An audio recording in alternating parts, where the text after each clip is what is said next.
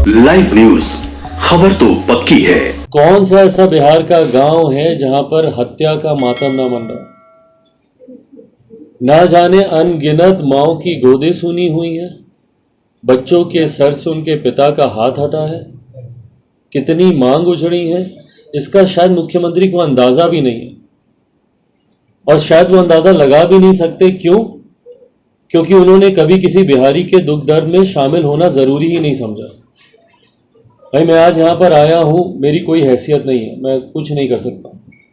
बिहार सरकार का मैं हिस्सा नहीं हूँ, और जो भी भारत के संघीय ढांचे को समझता है वो जानता है कि पूर्णतः राज्य सरकार के अंतर्गत आने वाला ये विषय। पर मैं कितनी मदद कर पाऊँ नहीं कर पाऊँ, दुख बांटने से कम होता है, इस सोच के साथ मैं हर उस परिवार के साथ खड़े होने का प्रयास करता हूँ।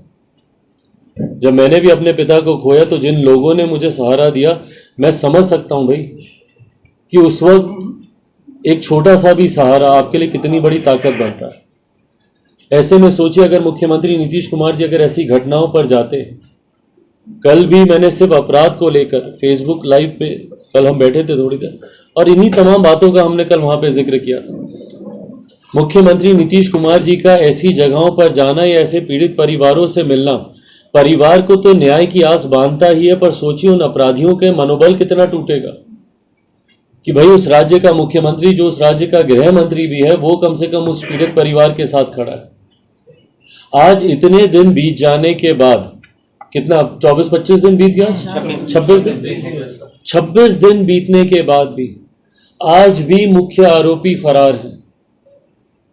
और ये किससे छुपा हुआ है भाई? परिवार 2018 से लगातार स्थानीय प्रशासन को लिखित रूप में इस बात की जानकारी दे रहा है कि उनको आशंका थी कि उनके साथ कोई अनहोनी हो सकती है। बार बार लिखित रूप में ये तमाम बातें दी गई हैं।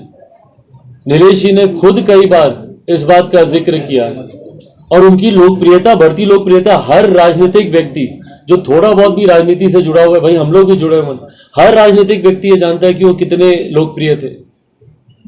ना दिन देखा ना रात देखा, समाज, क्षेत्र, प्रदेश के लोगों को जब उनकी जरूरत महसूस हुई, एक पांव पर खड़े होने वाले वो व्यक्ति थे। और आज उनकी इस तरीके से निर्मम हत्या कर दी जाती है, और 26 दिन बीतने के बाद भी आज भी आरोपी खुलेआम घूम रहे हैं। किस तरीके का लॉ एंड ऑर्डर है ये प्रदेश में, बताइए?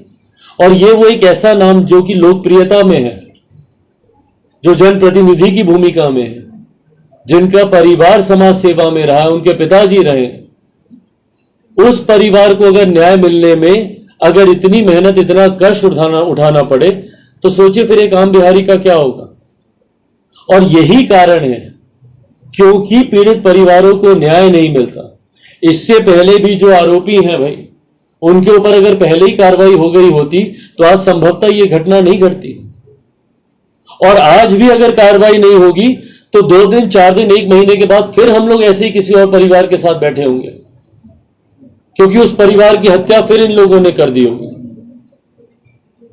ये सिलसिला तो कभी रुकेगा ही नहीं जब तक आरोपी पकड़े नहीं जाएंगे। इसीलिए हम लोग मांग करते हैं भाई, इससे पहले जितनी जगह अगल बगल के थानों में जाइए, परिवार ने पूरा लिखित रूप में दिया कि उनके ऊपर किस किस हत्या के और कितने मुकदमे चल रहे हैं। अगर उसमें अगर उनको सजा हो गई होती, कार्रवाई हो गई होती, या प्रशासन इतना मुस्तैद होता, यहां पर आप निकाल के देख लीजिए कितने ऐसे लोग होंगे जिनके पास संभवतः हथियार नहीं होने चाहिए, उन लोगों के पास हथियार चले जाते हैं, उनको हथियार के लाइसेंस भी मिल जाते हैं प्रशासन के माध्यम से। पर जिनके ऊपर खतरा है वो निरंतरता में आवेदन देते रहते हैं, स्थानीय जनप्रतिनिधि भी उनके बारे में कहते रहते हैं, पर स्थानीय प्रशासन को उनको आर्म्स लाइसेंस देने में दिक्कत होती है, या उनको किसी भी तरीके की सुरक्षा मुहैया नहीं कराई जाती। आज खाना पूर्ति के लिए उनकी हत्या के बाद एक गार्ड को भेज दिया गया। क्या करेगा भैया एक गार्ड? जहां पर ये लोग रहते हैं अगल बगल में ही उन लोगों का भी परिवार है जो आरोपी है। बच्चे स्कूल जाते हैं, एक गार्ड कितने को संभालेगा? एक के साथ स्कूल जाएगा या दूसरी बच्ची के साथ जाएगा, या परिवार के लोगों को देखेगा? कहीं ना कहीं सिर्फ खाना पूती ही ना आप कर रहे हैं। और यही सुरक्षा अगर आपने पहले दी होती, भाई नहीं, कोई नहीं डाल सकता, जो होनी है वो होगा, पर कम से कम एक डर का तो माहौल बनता है ना। उनके पास अगर आर्म्स होते, अगर उनको उचित सुरक्षा मुहैया की गई होती, तो संभवतः जिस तरीके से दिन दहाड़े इतनी निर्ममता से उनको मार दिया गया, संभवतः ये घटना नहीं घटती। पर उस वक्त प्रशासन को जागने की जरूरत महसूस नहीं हुई। क्यों नहीं इसमें प्रशासन के लोगों पे 302 का हत्या का मुकदमा चले? क्यों नहीं चलना चाहिए? क्या ये लोग जिम्मेदार नहीं है? क्या स्थानीय प्रशासन के लोग जिम्मेदार नहीं है? क्या इनकी लापरवाही की वजह से आज नीलेश जी की हत्या नहीं हुई?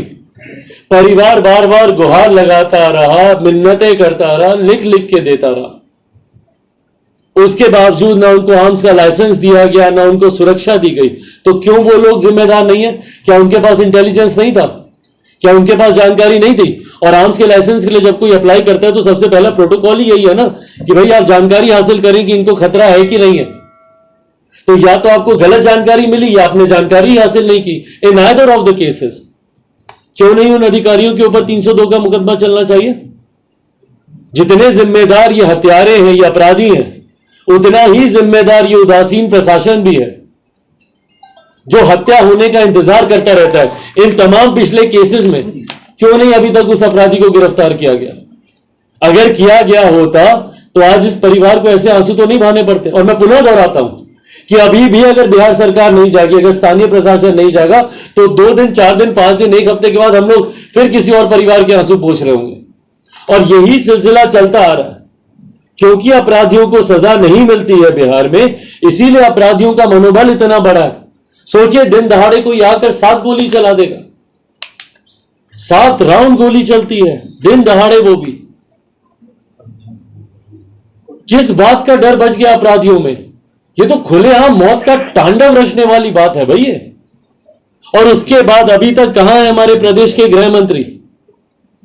भाई मुख्यमंत्री जो प्रदेश के गृह मंत्री भी हैं, उनके पास इतनी फुर्सत है कि वो मुंबई जाने की तैयारी कर रहे हैं कि वहां पे उनको संयोजक बनाया जाए, नहीं बनाया जाए, पर उनके पास इतनी फुर्सत नहीं है कि वो यहां पर आए। कहां है इनके सरकार के और बड़े अधिकारी, बड़े लोग, बड़े मंत्री? कहां है उप मुख्यमंत्री? कहां है भैया ये लोग? क्यों नहीं आते ये लोग? भाई परिवार से जब तक आप मिलिएगा नहीं, सच्चाई आप जानिएगा नहीं, और जब तक सच्चाई आपको पता नहीं चलेगी तो उस पर कार्रवाई आप कैसे करेंगे? और यही कारण है कि कार्रवाई नहीं होती। क्यों नहीं डीजीपी साहब यहां पर आते? क्यों? क्योंकि उनके लेवल का केस नहीं है ये। क्या आए थे जब डीजीपी बनकर, जब वो आए थे तो बिहार के लोगों को यही ना विश्वास दिला रहे थे कि यहां पर अब एक अमन शांति का माहौल रहेगा। उन्हीं के ही एसएसपी बोलते हैं पटना के, 1 महीने में 30 हत्याएं हो रही हैं, औसतन एक दिन में 1 हत्या पटना में। ये अभी पटना की बात हो रही है, बिहार के दूसरे जिले तो भूल जाइए। लाइव न्यूज, खबर तो पक्की है।